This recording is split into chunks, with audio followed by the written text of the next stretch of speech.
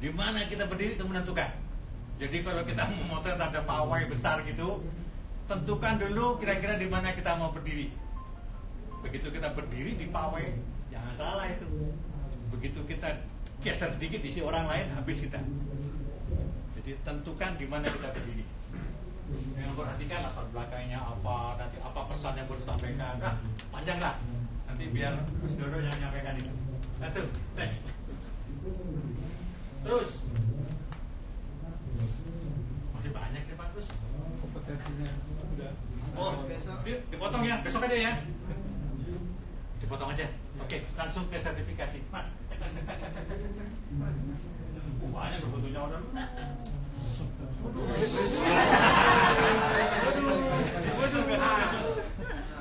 Jadi melek dah tuh Pak.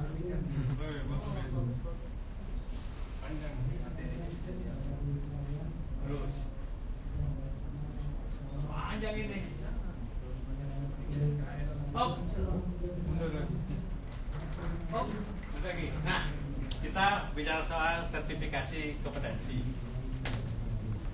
Sekarang sedang rame-ramenya sertifikasi kompetensi. Bukan rame, sebenarnya udah lama diomongin, cuma gak kedengaran.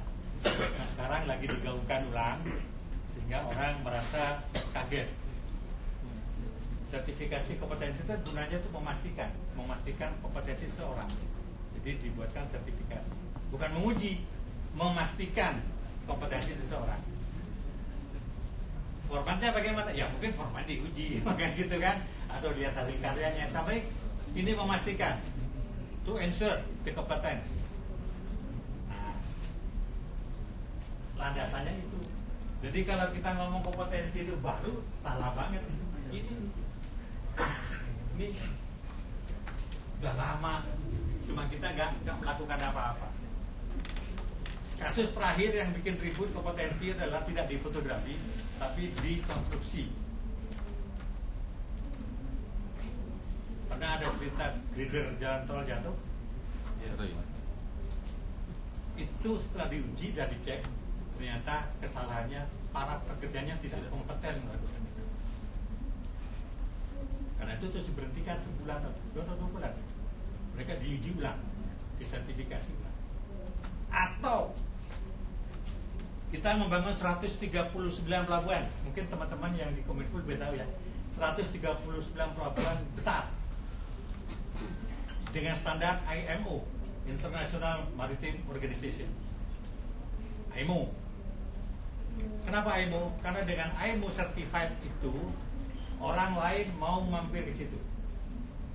Kapal-kapal asing itu mau ke pelabuhan yang menggunakan sertifikasi IMO. Kita kan nggak punya IMO. Beberapa orang saja yang sertifikatnya IMO. Orang-orang jago-jagoannya. Maka ketika kontraktor Cina datang, dia bawa temannya. Lu punya IMO? Punya. Ayo kerja sama gua. Nah, kan kita jadinya, Pak itu kerja Cina semua itu Pak. Jadi dia punya sertifikat, lah kita kan enggak. Dia lebih bisa bekerja daripada kita. Nah itu dampaknya. Nah itu kita sekarang di Indonesia lagi digebu-gebukan, semua harus certified. Dari tukang foto, dari tukang ibu rumah tangga, babysitter, itu certified sekarang. Sehingga dia bisa dikirim ke luar, ke Filipina, kemana yang pertama yang lakukan Filipina, babysitter. Langsung. Ini perjanjian kita tahun 2015 zaman Pak SBY, free flow, pertukaran barang bebas, jasa antar negara, ASEAN bebas, investasi, modal, orang-orang profesional dan orang-orang terlatih itu bebas keluar masuk. Nanti mungkin kalau kita sudah dibuka tahun 2020, banyak pekerja luar kemari certified dan kita nggak bisa nolak. Karena kita sudah mengakui ini, mengikuti agenda MEA tahun 2020, buka, bebas. Jadi kita nggak bisa ngapa-ngapain, makanya kita sekarang digencarkan kita punya certified untuk menahan mereka. Nggak usah keluar, kita juga punya. Nggak usah dari luar, kita juga punya. Gitu loh. Jadi itu maksudnya. Next. Ini kesepakatan aja ya. Dasar-dasarnya nanti bisa di copy saja. Next. Ini Standar kompetensi kerja nasional Indonesia wajib. Dari dulu sudah ada, cuma kita nggak pernah nggak pernah kita praktekkan. Kita kan banyak undang-undang kita juga tidak pernah dijalankan dengan benar, ditulis doang. Oke, next. Kalau tidak menggunakan itu maka pencabutan izin industri di perusahaannya. Banyak ini. Next. Itu terkait dengan pendidikan tinggi. Saya terutama karena saya ngajar di kampus, ini penting. Next. Ya. Terus. Nah, fotografi. Fotografi kalau kita kerja di luar, selama ini tidak dianggap. Jadi kalau kita mau lihat data di Badan Ekonomi Kreatif, di Bekraf, itu cuma berapa persen pemasukan fotografi untuk apa Pak? Devisa negara. Kecil banget. Kenapa? Ini tidak pernah dihitung.